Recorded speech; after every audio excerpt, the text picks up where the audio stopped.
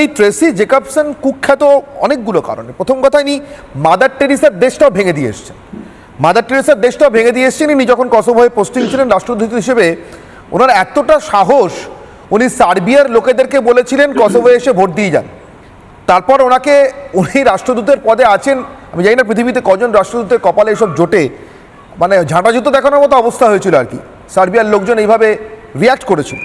উনি ইরাকে নিয়োগ পেয়েছেন, 1 বছর যেতে পারেননি, কারণ ইরাকের প্রধানমন্ত্রী ওনার নিয়োগ পাওয়ার সঙ্গে সঙ্গে ওনার অযাচিত মন্তব্য, ইরানের সঙ্গে ইরাকের কেমন সম্পর্ক থাকা উচিত, রাখা উচিত, এসব নিয়ে মন্তব্য করেছেন। ইরাকের প্রধানমন্ত্রী হাঁকিয়ে দিয়েছিলেন।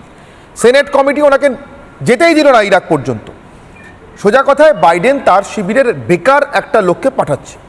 কিন্তু বেকার একটা লোককে শুধুই কি ইউনুসকে দেশ থেকে এবার পালানোর জন্য সাহায্য করতে, ব্রিটিশ পাসপোর্ট যাতে পেয়ে যায়, সহজে ভিসা পেয়ে যায়, তার জন্য সাহায্য করতে এগোচ্ছে, তার জন্য পাঠাচ্ছে, নাকি এই 11 দিনের মধ্যেও ভারতের সঙ্গে যদি শেষ চেষ্টা করে ট্রেসির মতো কুখ্যাত লোককে দিয়ে কিছু করানো যায়?